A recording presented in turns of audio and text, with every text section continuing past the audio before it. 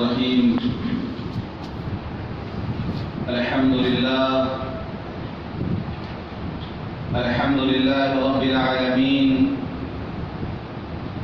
والصلاة والسلام على سيد الأنبياء والمرسلين وخاتم النبيين سيدنا محمد وآله وصحبه أجمعين، ومن تبعهم بإحسان ودعا بدعوتهم إلى يوم الدين. أما بعد، قال الله سبحانه وتعالى في القرآن المجيد والفرقان الحميد: أعوذ بالله من الشيطان الرجيم، بسم الله الرحمن الرحيم. بل ادارك علمهم في الآخرة بل هم في شك منها بل هم منها عمون. صدق اللہ العظیم. محترم بزرگوں، دوستوں اور دینی بھائیوں، دنیا دار العمل ہے، آخرت دار الجزا ہے. دنیا دار الفنا ہے، آخرت دار البقا ہے. دنیا دار الغرور ہے، آخرت دار السرور ہے. یہاں عمل ہے، حساب نہیں. وہاں حساب ہوگا، عمل نہیں ہوگا. ہم اس دنیا میں جو کچھ بھی کرتے ہیں، اچھائی یا بھلائی، وہ ہم کل اس کو دیکھ لیں گے. اللہ فرماتا ہے: فَمَن يَعْمَلْ مِثْقَالَ ذَرَّةٍ خَيْرًا يَرَهُ وَمَن يَعْمَلْ مِثْقَالَ ذَرَّةٍ شَرًّا يَرَهُ. جو ذرہ برابر نیکی کرے گا وہ بھی اس کو دیکھ لے گا، اور جو ذرہ برابر برائی کرے گا وہ بھی اس کو دیکھ لے گا.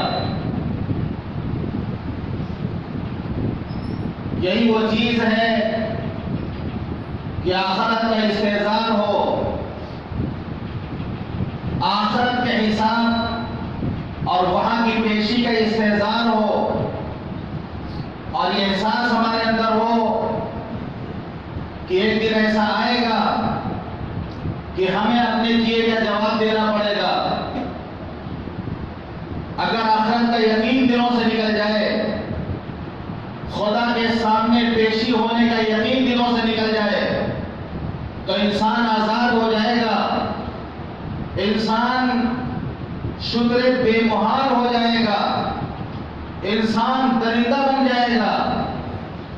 اس لیے ایمان والوں کو بار بار کہا گیا حدیث پاک میں کہ من کان یؤمن باللہ والیوم الآخر، کہ جو اللہ پر اور آخرت کے دن پر ایمان رکھتا ہو. جگہ جگہ آیا ہے من کان یؤمن باللہ والیوم الآخر، جو اللہ پر اور آخرت کے دن پر ایمان رکھتا ہو.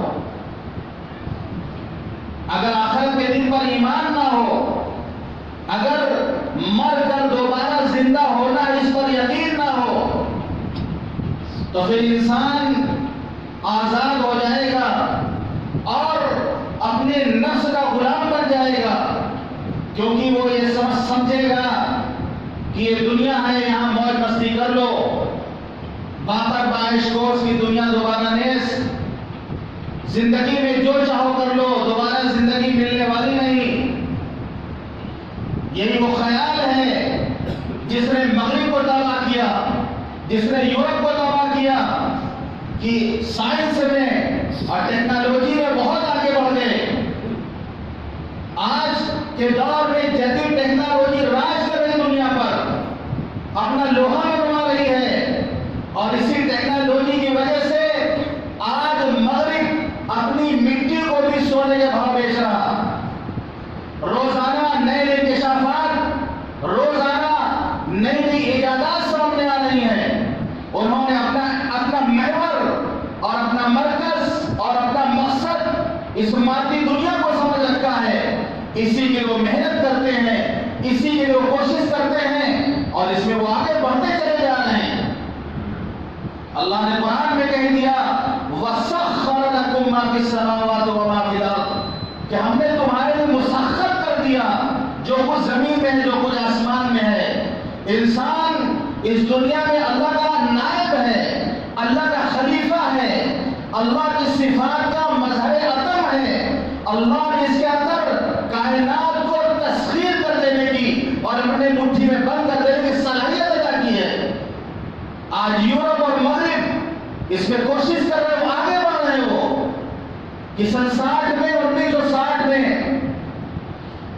کیلیفورنیا یونیورسٹی میں صرف ایک کمپیوٹر تھا، ایک بڑا کمپیوٹر تھا، اور 1970 میں اسی یونیورسٹی میں 70,000 کمپیوٹر آئے۔ جب 70,000 لوگ رات دن بیٹھ کر اس مادیت پر جب وہ محنت کریں گے تو ظاہر سی بات ہے اس کے لیے ان کے لیے راستے کھلیں گے، وہ کائنات کو مسخر کریں گے۔ لیکن افسوس کی بات یہ ہے، اللہ فرماتا ہے بل ذاک علمہ فی الآخرہ، لیکن آخرت کے بارے میں ان کا علم، آخرت کے بارے میں ان کی فکر گر چکی ہے، بلکہ اگر کہا جائے کہ آخرت کے بارے میں ان کا علم پنچر ہو چکا ہے۔ جیسے گاڑی تیزی کے ساتھ روڈ پر اور کشادہ شاہراہ پر آرام سے چلی جا رہی ہو، سفر کٹ رہا ہو، اچھا سفر گزر رہا ہو، منزل پہ منزلیں گزر رہی ہوں، اچانک پنچر ہو جائے وہ گاڑی، اچانک اس کی ہوا نکل جائے اور وہ گاڑی وہیں پر ٹھہر جائے۔ بل ذاک علمہ فی الآخرہ، آخرت کے بارے میں ان کا علم پنچر ہو گیا ہے۔ دنیا کے بارے میں ان کو بہت معلومات ہیں، نئی نئی چیزیں روزانہ سامنے آ رہی ہیں، زندگی کی آسانیوں کے ریل میل ان کے یہاں ہے، زندگی کا سفر بڑی آسانی کے ساتھ گزر رہا، لیکن جب آخرت کی بات آتی ہے تو وہ پھر ان کا دماغ بچوں جیسا ہو جاتا ہے۔ وہ کہتے ہیں جو چیز موجود ہے اسی کو مانو، جو چیز غائب ہے اس کو کیوں مانے۔ آخرت کے بارے میں ان کا دماغ بچوں جیسا ہو جاتا ہے۔ تو اللہ فرماتا ہے بل ذاک علمہ فی الآخرہ، کہ آخرت کے بارے میں ان کا علم پنچر ہو گیا ہے۔ بل ہم فی شک منہا، آخرت کے بارے میں شک میں پڑے ہوئے ہیں۔ بل ہم منہا عمون، بل ہم منہا عمون، اور اس کی طرف سے اندھے ہو گئے ہیں۔ انہوں نے اس دنیا کو سب کچھ سمجھ رکھا ہے، اس دنیا کی زندگی کو سب کچھ سمجھ رکھا ہے، اور پھر ان کو ترقی حاصل ہے، پوری دنیا جو ان سے متاثر ہے، پوری دنیا مغرب سے متاثر، پوری دنیا جو ان سے متاثر ہے، ان کے چمک دمک کو دیکھ کر، ان کے لائف اسٹائل کو دیکھ کر لوگ متاثر ہیں۔ لیکن قسم خدا کی ان کی زندگی اندر سے تباہ ہے، ان کے معاشرے کو اندر سے گھل لگ چکا ہے۔ جیسے برگد کا درخت ہو، بہت بڑا برگد کا درخت سایہ دار نظر آتا ہو، لیکن اس کی جڑوں کو دیمک نے کھا لیا ہو، اس کو گھل لگ گیا ہو، تو بظاہر وہ درخت کتنا ہی بڑا کیوں نظر نہ آئے، ہوا کا جھونکا آئے گا اس درخت کو جڑ سے اکھاڑ کے پھینک دے گا۔ مغرب معاشرہ گھل لگا ہوا معاشرہ ہے، ان کی زندگیوں میں سکون نہیں ہے، آج پوری دنیا ان سے متاثر ہے۔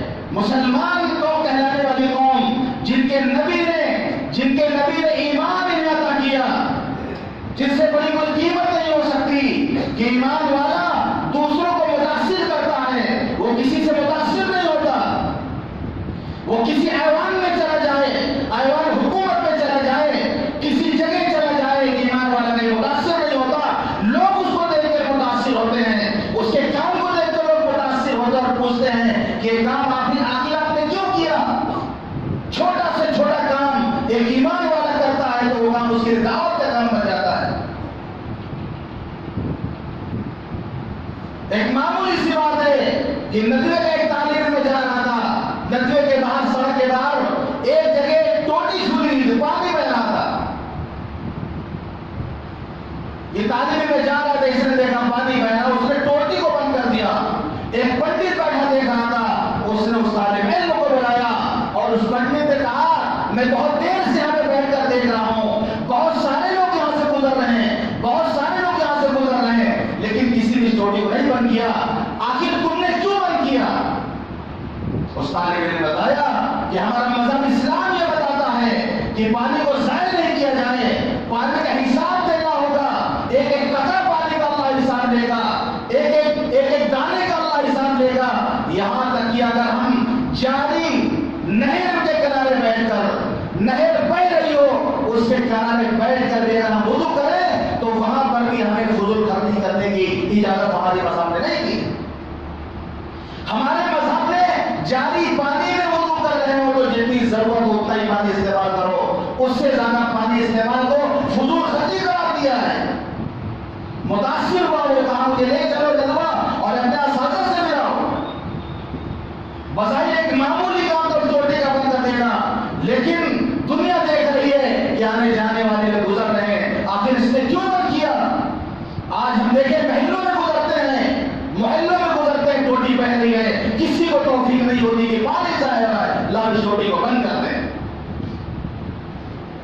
پلیٹ فارم پر مولانا علی ندوی رحمۃ اللہ علیہ بیٹھے ہیں، لاٹھی لے کے چھڑی لے کے بیٹھے ہیں، 70-80 سال کی عمر ہے، دیکھا کسی نے کیلا کھا کر چھلکا پلیٹ فارم میں پھینک دیا، مولانا اس بڑھاپے میں اٹھے اور چھڑی سے ٹیکتے گئے اور پھر اس کو جو ریلوے پٹری پر گرا دیا، آگے بیٹھ گئے اور افسوس کر رہے ہیں۔ لوگوں کو اتنا بھی شعور نہیں، اتنا بھی لوگوں کا احساس نہیں کہ پلیٹ فارم پہ کیلے کا چھلکا لا کے ڈال دیا، پتہ نہیں ٹرین آئے اور ٹرین پکڑنے کے چکر میں کوئی نہ دیکھے اور اس کا پیر چھلکے پر پڑے گا تو اس کا کیا حشر ہوگا؟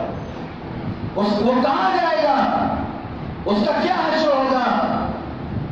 یہ کام معمولی کام نظر آتا ہے، آج ہمارے راستوں کے چھلکے پڑے ہوئے ہوتے ہیں، پتھر پڑے ہوئے ہوتے ہیں۔ ہمارا مذہب کہتا ہے اماطۃ الاذی عن الطریق صدقہ، راستے سے تکلیف دہ چیز کو ہٹا دینا صدقہ ہے، صدقے کا ثواب ملتا ہے۔ لیکن ہم میں سے کتنے ایسے لوگ ہیں جو اس چیز کو صاف کرنے کی کوشش کرتے ہیں یا اس کی طرف دھیان دیتے ہیں یا اس کی فکر کرتے ہیں؟ تو ہمیں تو ایمان کی دولت ملی جس پر ہمیں فخر ہونا چاہیے، ہمیں فخر ہونا چاہیے اور کہنا چاہیے وقال اننی من المسلمین، اور وہ کہے کہ ہاں میں مسلمان ہوں، مجھے مسلمان ہونے پر فخر ہے، ہمیں اس بات پر فخر ہے کہ ہم ہندوستانی ہیں، ہم ہندوستانی ہونے پر فخر کرتے ہیں، اس سے 1000 گنا زائد ہم اس پر فخر کرتے ہیں کہ ہم ایک مسلمان ہیں، ایک مسلمان بن کر ہندوستان میں رہنا چاہتے ہیں، ایک مسلمان بن کر اس ملک میں جینا چاہتے ہیں۔ ایمان والوں کو اس کا اعلان کرنا چاہیے۔ مومن متاثر نہیں ہوتا، مومن خوفزدہ نہیں ہوتا، مومن ڈرپوک نہیں ہوتا۔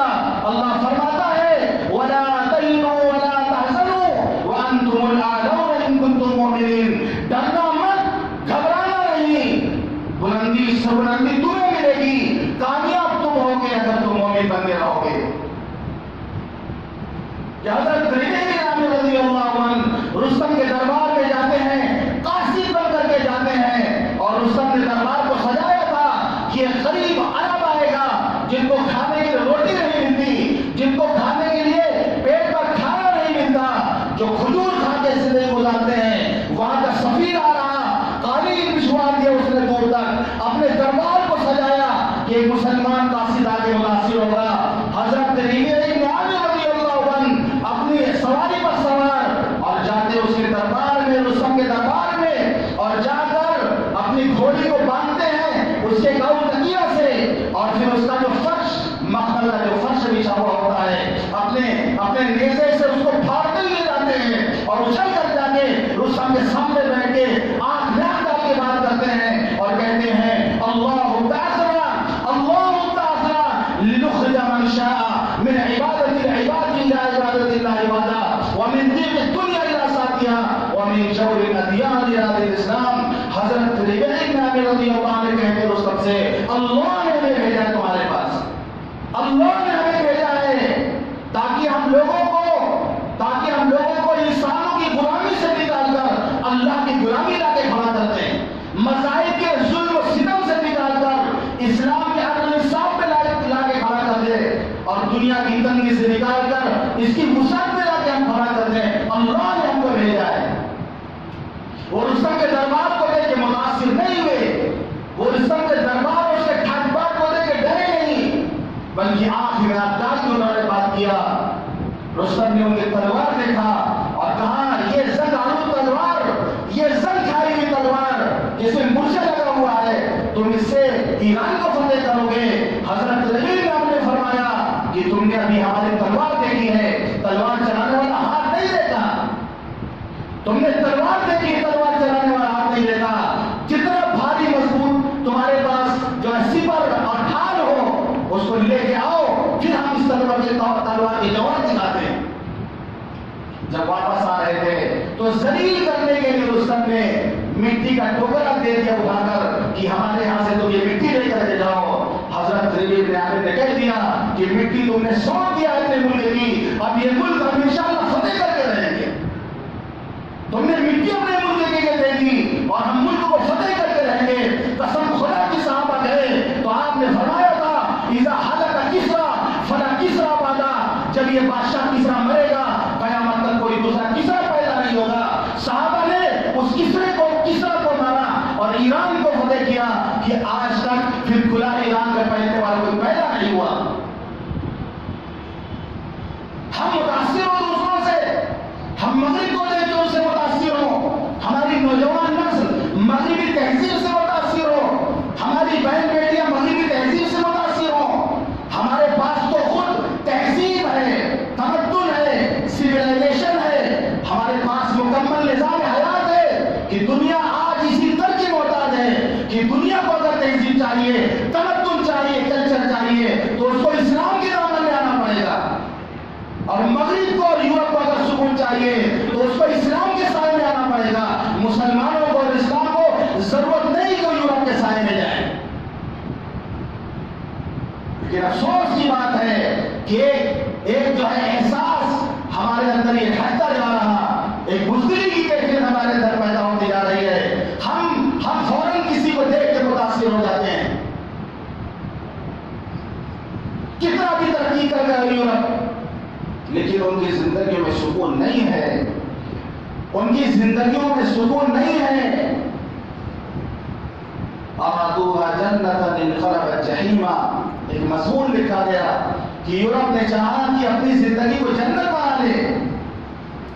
ارادوها جنتا، ارادہ کیا کہ ہم ایسی زندگی گزاریں کہ جیسی جنت میں آزادی ہوگی، جو چاہے مل جائے، ہمارا ملک ایسا ہو جائے، پورا یورپ ایسا بن جائے کہ شراب کی دکانیں نہ ہو، زنا کاری کے اڈے ہو، فحاشی اور عیاشی ہو اور بے حیائی کے بازار کرا ہو۔ ہم جہاں چاہیں منہ ماریں، جس کھیت میں چاہیں، ایک بیمار جو ہے بے لگام جانور کی طرح جس کھیت میں چاہے جا کے منہ مار کے کھا لیں۔ ہم آزاد ہو، بالکل آزادی کی زندگی ہماری ہو۔ ارادوها جنتا انقلبت جحیما، لیکن ان کی زندگی جہنم بن گئی۔ جنت بنانے کے چکر میں جہنم بن گئی ان کی زندگی، راتوں کو نیند نہیں آتی ہے، ان کو زندگیوں میں سکون نہیں۔ 30 35 سال تک میاں بیوی ایک ساتھ رہتے ہیں، لیکن دلوں میں میاں بیوی جیسی محبت پیدا نہیں ہو پاتی۔ سویڈن بہت امیر ملک کہ اگر وہاں لوگ کمانا چھوڑ دیں تب بھی حکومت 6 سال تک اپنا ملک بچا سکتی ہے۔ ہمارے ہاں بجٹ فیل ہوتا ہے، ان کے ہاں بجٹ بچ جاتا ہے کہ اس کو کہاں خرچ کیا جائے۔ سب سے زیادہ خودکشی سویڈن میں لوگ کرتے ہیں، 70% عورتوں کو وہاں طلاق ہو جاتی ہے۔ یہ حقائق ہیں، اتنا مالدار ملک لیکن 70% عورتوں کو طلاق ہو جاتی ہے وہاں پر۔ 30 35 سال تک میاں بیوی ساتھ رہتے ہیں، ایک وقت آتا ہے کہ معمولی بات پر کہتے ہیں آئی ڈونٹ کیئر، وہ بولتا ہے آئی ڈونٹ کیئر، وہ اپنا بیگ لے کے چل دیا، یہ اپنا ڈیسیجن